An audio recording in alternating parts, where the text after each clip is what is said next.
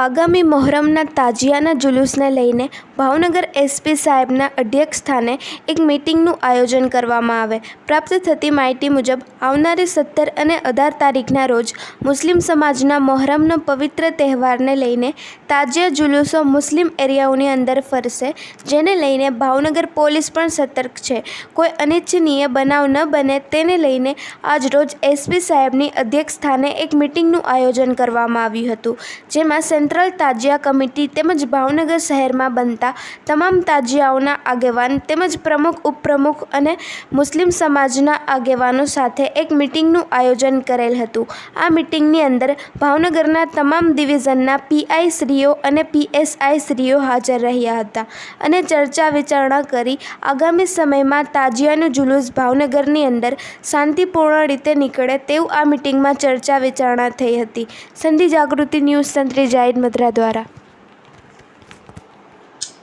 Public ત્યાં જોવા કરવા ઊભી હોય છે અને સર્વ ધર્મના લોકો ત્યાં ઊભા હોય છે. અને તારીખ 16 અને 17 તારીખના રોજ રાત્રિના લગભગ 12 વાગ્યા પછી લોકો રાજમાર્ગો પર ફરવા નીકળે.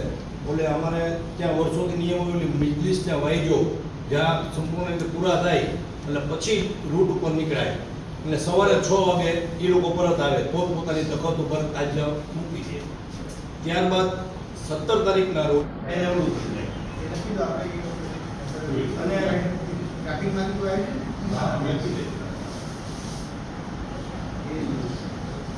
અને જે તકલીફ આપણે જે દર વર્ષ મુતાબિક આપણે જે જાહેરનામા આપીએ છીએ અને એ જાહેરનામાનો ચુસ્તપણે તેની સાથે અમે સંકલન કરેલ છે, જેમાં કુલ ભાવનગર શહેર ખાતે 34 જેટલા તાજિયા